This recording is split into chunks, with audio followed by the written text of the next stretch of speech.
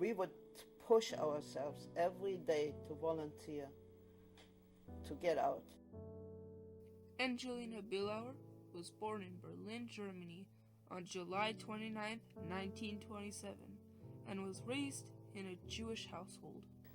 My parents were both handicapped. They couldn't speak and they couldn't hear. So, as a small child, Angelina had to adapt to this by learning sign language. We were poor, but my parents, we were their pride. The Billauer family lived as best as they could, utilizing the limited resources they had. In 1933, I had to leave the public school because I was one of the very few Jewish children there. On April 25, 1933, the German government issued a law against overcrowding in schools and universities, which dramatically limited the number of Jewish students attending public schools.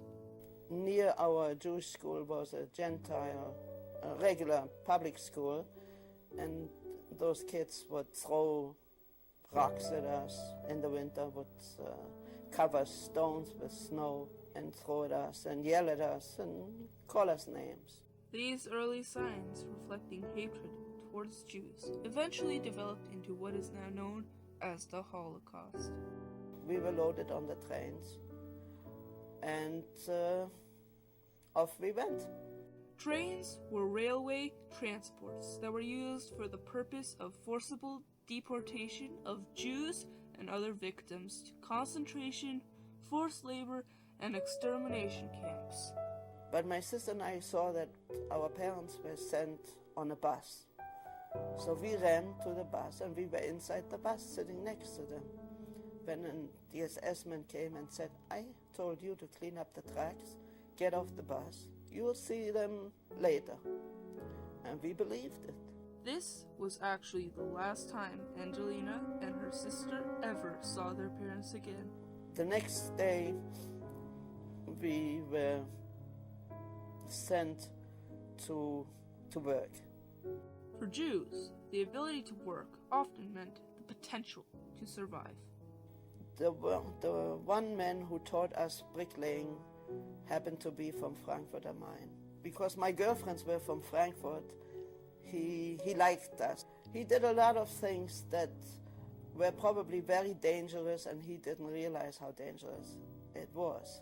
This man helped Angelina and her friends to gain the strength to persevere through the Holocaust.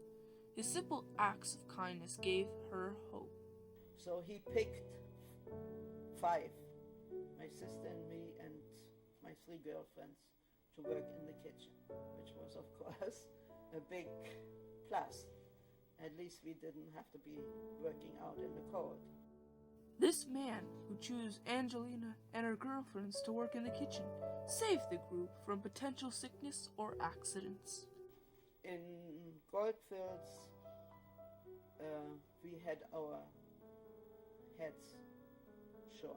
They shaved our hair everywhere. No rights were given to the Jews at this time, and so they had no way of stopping this from happening to them. He said, "You are crazy. I could have taken 1 girl out, but how can I take 5 girls out?" But he did. But instead of us 5, he sent 5 other women to their death. Angelina was always sent to her death, yet she was lucky. She was saved by her girlfriends, who negotiated and stood up to the guards. I mean, we were lucky that there was always somebody who was good to us. Not good, but who saved us somehow. The camp got smaller and smaller, so we didn't work in the kitchen anymore. More and more of the women were being killed, which resulted in a smaller camp where crucial jobs needed workers.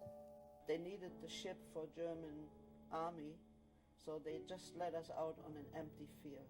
This big field was their home for 3 weeks. Somebody must have looked after us because all these 3 weeks it didn't rain once. Angelina and her group were very lucky, and would most likely not have been able to survive if luck was not on their side. I remember that there was one woman, she was a doctor, and somehow she must have had poison with her saved, and she killed herself. People in these concentration camps were desperate and often resorted to doing anything they could to get out of the camps, even if it meant taking their own lives. We would push ourselves every day to volunteer to get out, but we were never picked.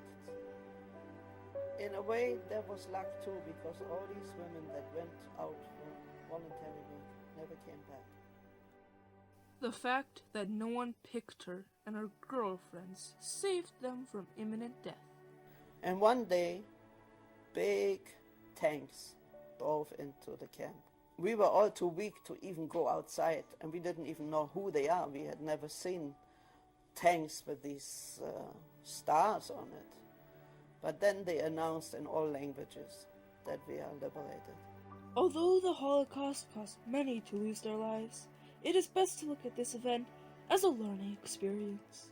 Those who survived were given the chance, an opportunity to share their story, and to make an impact on how we view historic events today. Consider Angelina's story to gain a new perspective on history. My wish is that it never happens again.